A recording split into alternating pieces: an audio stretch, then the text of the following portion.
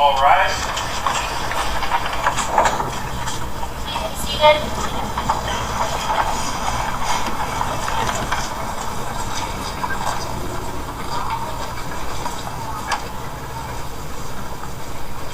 We're on the record in the 2nd Judicial District, Layton County.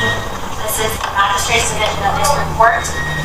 This is State of Idaho versus BRYAN C. Kohberger, cause number CR 29222805. Mr. Kohberger is present in court. He is in custody. He is appearing with his attorney, Ms. Taylor, Mr. Thompson, Ms. Jennings, on behalf of the state. This is the time set in the matter for initial appearance. Mr. Kohberger, I am going to advise you of the rights that you have in this case.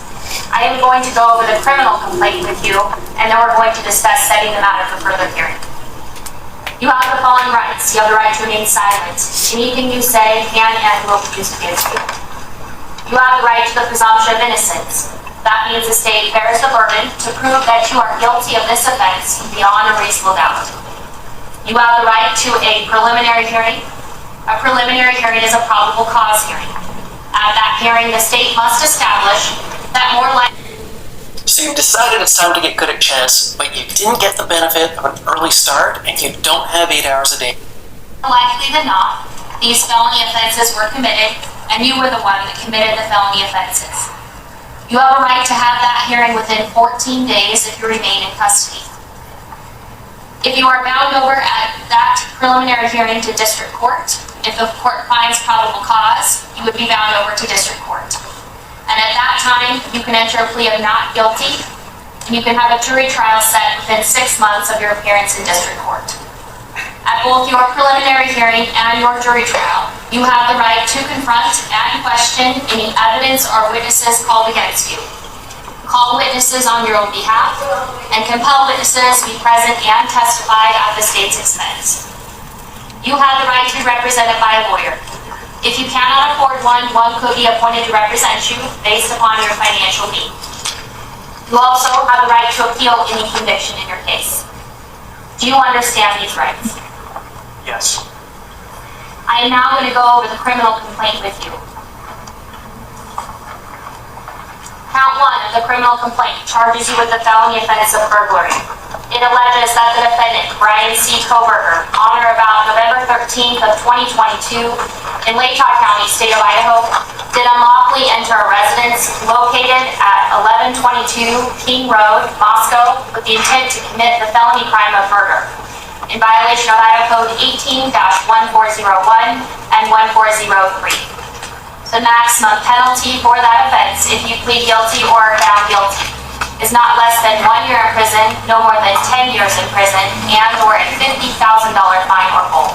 Do you understand? Yes. Count 2 alleges that you committed the felony offense of murder in the first degree.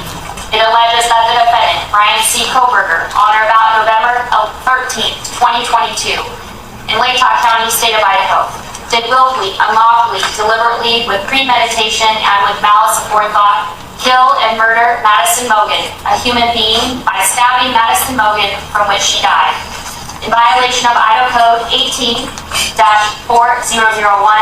4002, 4003, and 4004. The maximum penalty for this offense, if you were to plead guilty or be found guilty, is death or imprisonment for life. Do you understand? Yes. Count 3 alleges that you committed the felony offense of murder in the first degree. It alleges that the defendant, BRYAN C. Kohberger, on or about November 13th of 2022 in Layton County, State of Idaho, did willfully, unlawfully, deliberately, with premeditation, and with malice aforethought, kill and murder Kaylee Gonsalves, a human being, by stabbing Kaylee Gonsalves, from which she died, in violation of Idaho Code 18-4001, 4002, 4003, 4004. Again, the maximum penalty for that offense, if you plead guilty or are found guilty, is death and or imprisonment for life. Do you understand? Yes. Count 4 alleges that you committed the felony offense of murder in the first degree. It alleges that the defendant, BRYAN C. Kohberger, on or about November 13th of 2022 in Layton County, Idaho, did willfully, unlawfully, deliberately, with premeditation, and with malice aforethought, kill and murder Xana Kernodle, a human being, by stabbing Xana Kernodle, from which she died, in violation of Idaho Code 18-4001, 4002, 4003, and 4004. Again, the maximum penalty for that offense, if you plead guilty or are found guilty, is up to death and/or imprisonment for life. Do you understand? Yes. Count 5 alleges that you committed the felony offense of murder in the first degree. It alleges that the defendant, Bryan C. Kohberger, on or about November 13th of 2022, in Latah County, state of Idaho, did willfully, unlawfully, deliberately, with premeditation, and with malice aforethought, kill and murder Ethan Chapin, a human being, by stabbing Ethan Chapin, from which he died, in violation of Idaho Codes 18-4001, 4002, 4003, and 4004. And again, the maximum penalty for this offense, if you plead guilty or are found guilty, is up to death and imprisonment for life. Do you understand? Yes. And Mr. Kohberger, would you like to represent yourself, hire a lawyer, or see if you qualify for court-appointed counsel? I have court-appointed counsel. Court has reviewed your application for attorney at public expense. I do find that you are indigent and do qualify for counsel. I will appoint Ms. Taylor to represent you in this case. Ms. Taylor, have you had an opportunity to speak with Mr. Kohberger about speedy preliminary hearing and setting this matter? Your Honor, I have. We would ask the court to set a status hearing in a week or two to make a final determination. And Mr. Thompson, Ms. Jennings, are you in agreement with that? That's fine, State Your Honor. No bond. No bond for this evil creature. I will go ahead and set the... Before Carolina, I used to wake up, wash my face, walk out the door, and it was Pimple City. It was not. Jeez, it was set a... this matter for a status hearing then on the calendar on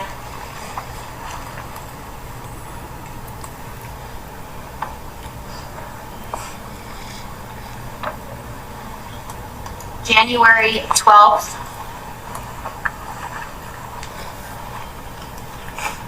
at 10 o'clock a.m.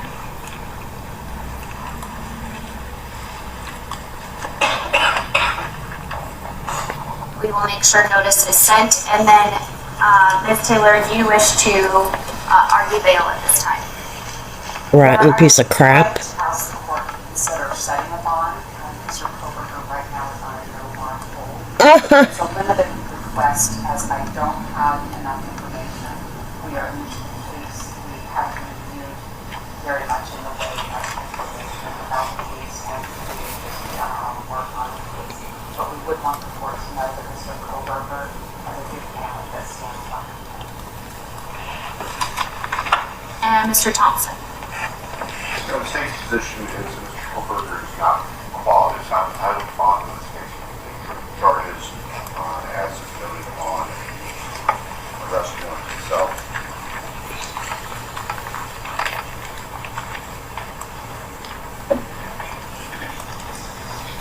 That's the same voice as the person who called in and recorded their 2903 reflection in the computer screen. bail. Defendant was arrested 3,000 miles away across the country where his family has contained in custody. Yeah, no bond. At this point in time, pursuant to Idaho Criminal Law 46B and Idaho Code 19-816 and 2903, I am going to leave the bail set in this case as no bail at this point in time until I have additional or further information at a later date and time. So with that, then Mr. Kohberger, you will be remanded in custody and remain in custody on the no bail pending further proceedings in this matter. He's all okay. Further case then for today, Mr. Thompson. Commissioner, the state is asking for no contact orders for various family members of the deceased and also surviving roommates and Taylor, is that correct? That is correct. So I will go ahead and issue those no contact orders. So I do have a no contact order then for the named individual of Dylan Mortensen, Bethany Funk, as well as the family members and Mr. Chapin, the family members of Ms. Pernodal,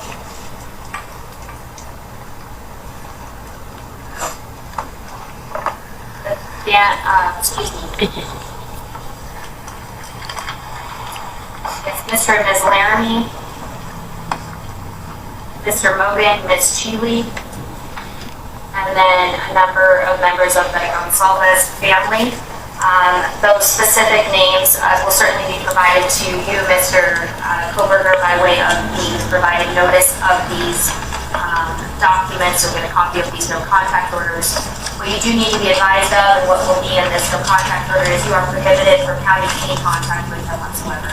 You cannot contact them through third person, in writing, or via the electronic means. You cannot Facebook, Snapchat, Twitter, Instagram, use the phone to communicate with them or otherwise any form of communication in direct or indirectly with them. You cannot engage in any conduct that would harass, stalk, threaten, use, attempt to use, or threaten to use any physical force or violence upon them, or place them in reasonable fear of bodily injury. You cannot go within or knowingly remain within 300 feet of their person or their home, workplace, or any other place where they might be. There are no exceptions to these orders. And if you do violate these orders, it is a new misdemeanor offense. It is punishable by up to a year in jail and or a $1,000 fine or both. At this point in time, due to being in the magistrate's division here, at this juncture, I am going to issue the no contact orders for a period of 2 years, and then if it needs to be modified or changed by an additional judge, it can be done so at that time. Well, he's acting like it's any old day in class. Unreal. Ms. Taylor? All right, thank you. We are adjourned. Piece of crap. Evil piece of crap. Rot in prison. Death penalty.